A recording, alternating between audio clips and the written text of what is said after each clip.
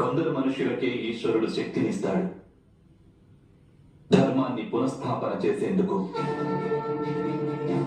ఎవరికైతే అటువంటి శక్తి ఉంటుందో వారు తమ సర్వస్వాన్ని కోల్పోయినప్పటికీ ధర్మం కోసం సంఘర్షణను కొనసాగిస్తుంటారు. అది ఆ శ్రీరామచంద్ర ప్రభువు కావచ్చు, లేక పరశురామ ప్రభు అయినా, లేక వామన అవతారమైన. ధర్మ సంస్థాపనకై కృషి చేసే వారికే నిరంతరం పూజలు చేస్తుంటుంది ఈ లోకం.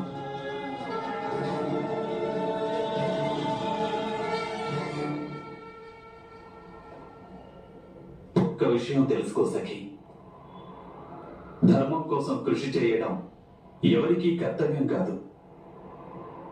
అదొక నిర్ణయం, ఒక సంకల్పం. నీకు కూడా ఈ యుద్ధమేమి కర్తవ్యం కాదు,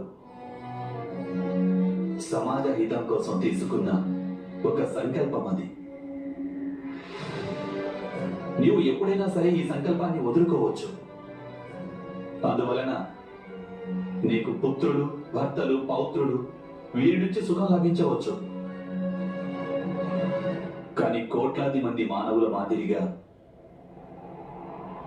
నీవు కూడా కాల ప్రవాహంలో కొట్టుకుపోతావు సఖి. నీ జీవితం వ్యర్థమైపోతుంది.